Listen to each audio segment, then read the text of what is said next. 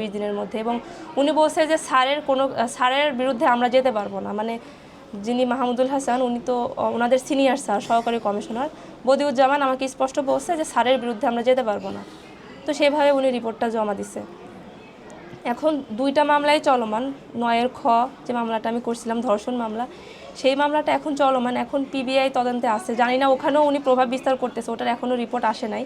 ওটা রিপোর্ট আসলে বোঝা যাবে যে আসলে ওখানে উনি কী পরিমাণ প্রভাব বিস্তার করতেছে।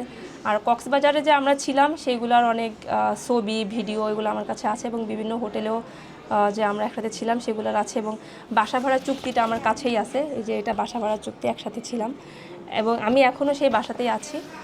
আর আরেকটা বিষয় হচ্ছে যে ওনার সাথে 313-রও একটা ঘটনা 2বার ঘটছে, যেটা হচ্ছে মানে অ্যাবর্শনের ব্যাপারটা। তো সব কিছু মিলে আমি আসলে যিনি পুলিশ প্রধান আইজিপি, উনি যদি ব্যাপারটা একটু দেখতো তাহলে মনে হয় ওনার ডিপার্টমেন্টালি বা এই মামলার যে প্রভাব বিস্তার করতেছে এগুলা থেকে হয়তো একটা মানে ভালো কিছু পাওয়া যাইতো আর কি। এখন সামগ্রিক অর্থে আসলে মামলা করলেন, হ্যাঁ, প্রতিকার পাচ্ছেন না, তারপরও এখন পর্যন্ত আসলে আপনার চাওয়াটা কি? আপনি কি সংসারে ফিরে যেতে চান তার সঙ্গে, না মানে আইনগতভাবে তার কোনো কিছু হোক সেটা চান? আমি ডেফিনেটলি চাই সংসারে ফিরে যেতে। যদি সে আসে আমি অবশ্যই ফিরে যেতে চাই। আর যদি সে না আসে তাহলে এই যে এতগুলো বছর ধরে আমার জীবনটা নষ্ট করে দিল, আমাকে এইভাবে দাঁড়ে দাঁড়ে ঘোরালো, আমার এলাকাতে আমার মান সম্মান সব নষ্ট করে দিল, তো এইগুলোর জন্য আমি অবশ্যই বিচার চাই।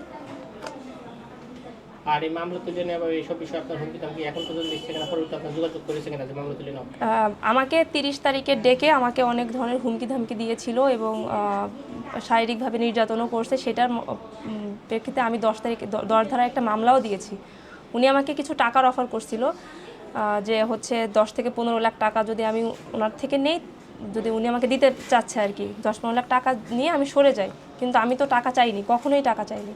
আমি তার সাথে এতগুলো বছর থেকেছি স্বামী স্ত্রীর মতো, আমি তার সাথে সংসার করতে চেয়েছি, আমি তো টাকা পয়সা কখনোই চাইনি।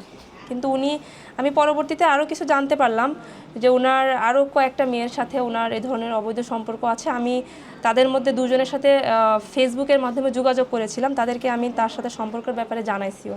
মেয়েগুলোর ছবি আমার কাছে আছে, চ্যাটিংয়ের কনভারসেশন আমার কাছে আছে, কিন্তু আমি তাদের নাম বলাটা বোধহয় ঠিক হবে না।